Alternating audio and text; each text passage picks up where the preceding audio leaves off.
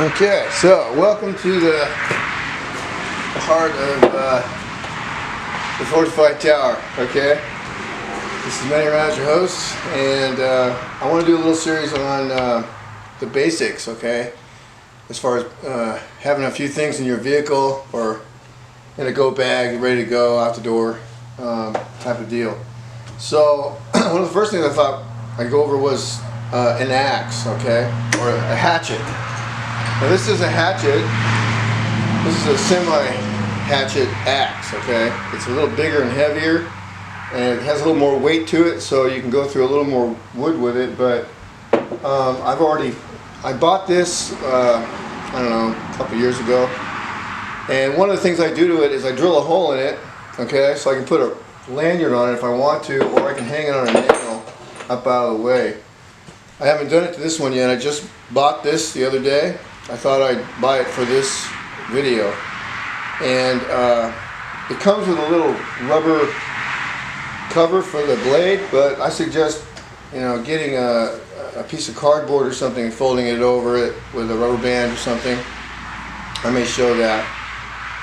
If you don't have a leather sheath for it, you can just make one out of anything pretty much, but just something to keep the edge from cutting up anything in your gear. So I'm going to go over a little bit of sharpening and how to sharpen it, okay? Because this is pretty dull right out of the store, all right? And it'll just beat you up. So you need to file something like this, okay?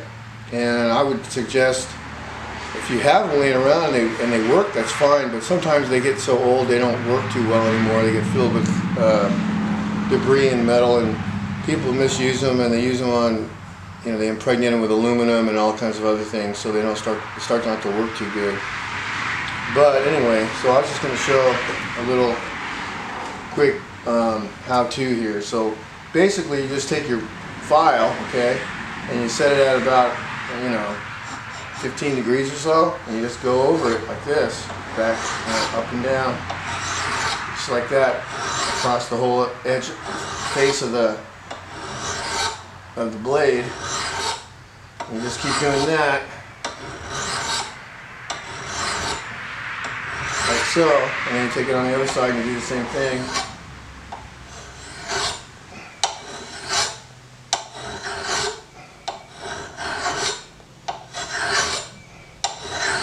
Just be careful not to ram your hand into the blade while you're doing it, because after a while, when it starts getting sharp, it'll slice you out. So you just want to gradually do this. Now anybody can do this, okay? There's no big secret to it. It's just a matter of doing it a few times and you get the hang of it, and then feeling the blade where you're at, and you can look down at with a light maybe if you wanted to. But after a while you get the hang of it. You just do this. You just be careful, Any housewife or lady or anybody can do this. You just have to have something to hold it in, okay? Something solid. I prefer using a vise. I have vices mounted to the tailgates of my vehicles. I always like to have a vise nearby just for this kind of thing, alright? Because it's just handy to, if you're working on something, to hold it safely, that it's not going to slip on you. Now you can do this by hand also, okay? And it's just a matter of doing the same thing, okay? Just running it across the blade. It's not held as solidly, so it's going to take a little more effort and a little more control of the file, alright? That's why I like to use a vise, because you can really get some muscle behind it, but it's just going to take a little longer. Now you can use a stone as well, with some, either an oil stone or a dry stone. I mean, in a pinch, I've even used a rock, okay?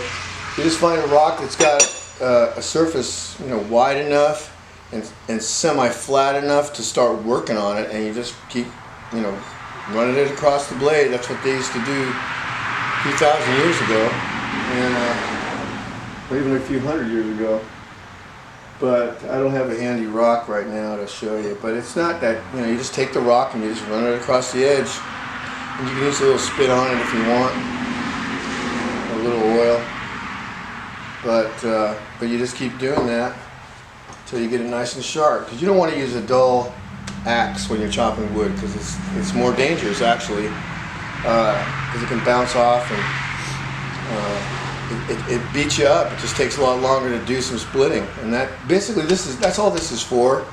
It's for doing maybe a little carving, you know, of sticks and such to get a little bit of a flowery kindle type of you know, flammable surface that's more readily going to take a flame. But it's just a matter of practicing, and you know, this right here is worth its weight in gold.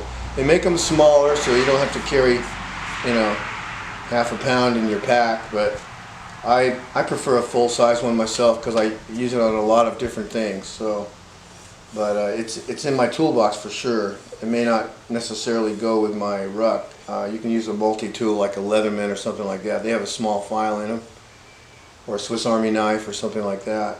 But it's just, you know, your basic sharpening. Okay, so that's like the first thing to know as far as the care and use of an axe. Okay, you want to make sure it's sharp, and you can sharpen an axe pretty fast. Shouldn't take a whole lot if you've already sharpened it. Shouldn't take a whole lot of effort to get it to where it's sharp enough to start splitting some wood. And you're splitting some small stuff, basically, like, you know, small items. Okay, it's not a perfect piece for this, really, but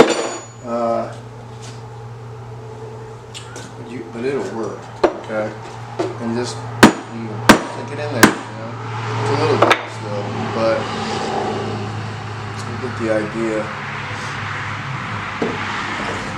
This is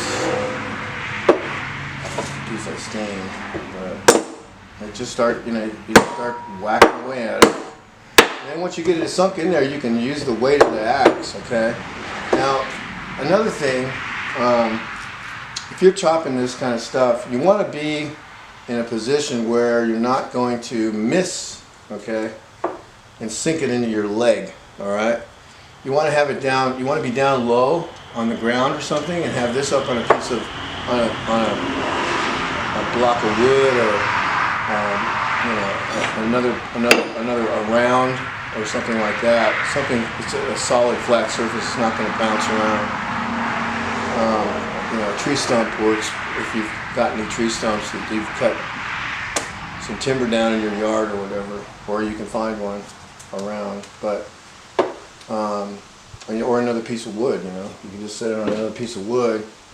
If you're on the dirt, you sit on another piece of wood. Just, you know, do that, and then you can use something else if you want. If you're going to really wail on it, you can use another piece of wood or a stick or something to hold it steady while you chop it. Okay. You know, boom, done. And then that way your fingers aren't that close to the blade as you're chopping.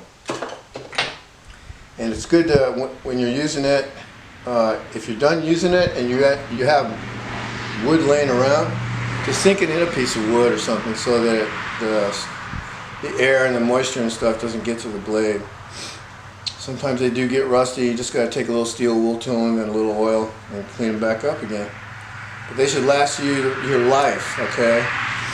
And you know, people get all real Paul Bunyan on them and stuff, and you don't really have to do that.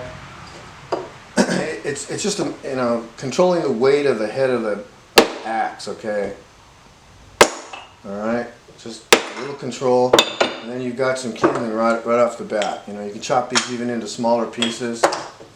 Just sink it a little bit. Like so, and then chop it, okay? And anybody can do that. It's a good idea to keep your fingers out of the way, like this piece here, you know? Just use a little piece that's away from you and pop. And then it's out, it's done, alright? And you can do that all day long and not beat yourself up. You don't have to swing it like Paul Bunyan, okay? That's, or some expert woodsman who knows what he's doing. because you can get, the last thing you want to do in an emergency survival situation is get yourself hurt. And if you're not familiar with this kind of thing, take your time. There's no big rush, okay? And there's probably 1,000 videos on there of people doing this and showing how to do this, but I thought I'd bring this up first because I'm going to use it later in other videos to show how to use it out in the field, okay? So anyway, I just thought I'd run that by you. And this has a nice little edge on it now. Didn't take a whole lot really. Now you can get that even finer tuned with a stone or a different sharpener, which we don't seem to have right handy here. But anyway, there's no big secret to it. That's it. Okay. Make sure you got a solid mount. Control. Just get used to the motion of it. Practice a few times. Be careful not to hit the edge of it. And another way you can do this too. Okay. You can mount your grinding tool, whatever it is, or get it set steady, and you can run your blade across it like that. Okay, that way you're not taking a chance on hitting the blade, but you can do it like this. Let's say I had a clamp.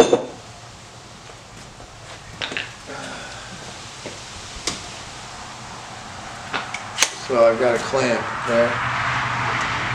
Just clamp it, nice and steady, and just run it across it like that, okay? It's probably safer to do it that way.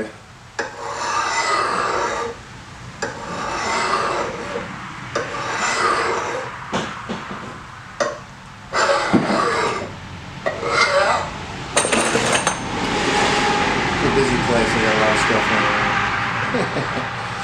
But anyway, something like that. And you can do that with a stone, and get yourself, you can sharpen your knives the same way. Pull out your knife and start sharpening away on your stone or whatever. Just same technique basically. I don't have a sharpener for this handy, but you can use a file if you had to. I mean, you're talking about an emergency situation. Things are not going to be, optimum. You're going to have to think outside the box a little bit and improvise. No big deal. All right? So that's the first step.